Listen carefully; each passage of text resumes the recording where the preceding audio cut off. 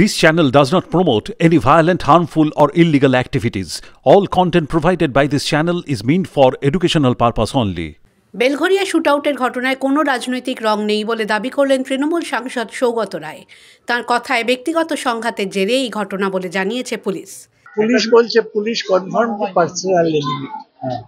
Personal enemy, ব্যক্তিগত শত্রুতা, এর মধ্যে রাজনীতি নেই, ব্যবসা।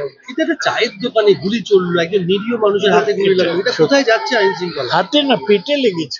না পেটে লেগেছে, একজন পেডেস্ট্রিয়ান, মানে সে চাকরি একজনের পেটে। হ্যাঁ, সেটা বাসিন্দা, তার সে কোনো ইনোসেন্ট। যারা গুলি করেছে তারা তো আবার খড়দাল লোক,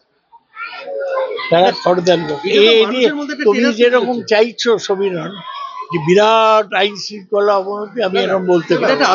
আমি বলছি টেরারও কিছু হয়নি, একটা স্ট্রে ইনসিডেন্ট, পুলিশ 2-4 দিনের মধ্যেই ধরে ফেলবে।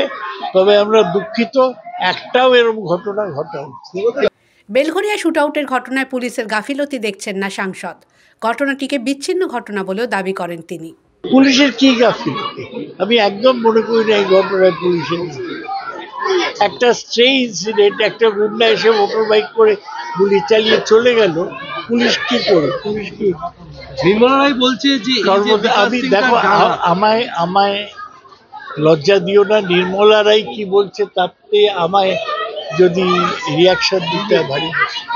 নির্মলা রায় আমাদের পার্টির কাউন্সিলর, সে আমায় রাত্রি অনেক রাত অব্দি কথা বলেছে, ওর বক্তব্য আমি চাই। কি বলেছে, কি বলতে চাইছে? না, ও মেনলি তখন কনসার্ন ছিল যাতে চিকিৎসা হয়।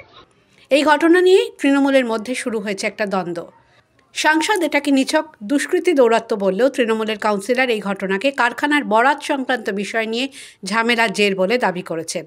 তবে সাংসদ এই দাবিকে গুরুত্ব দিতে চাননি। নিহত আইএনটিটিউসি নেতা বিকাশ সিং 29 নম্বর ওয়ার্ডের কাউন্সিলর নির্মলা রায়ের ঘনিষ্ঠ বলে পরিচিত। কী কারণে হামলা চালানো হলো তা জানতে তদন্তে নেমেছে পুলিশ। The world bureau.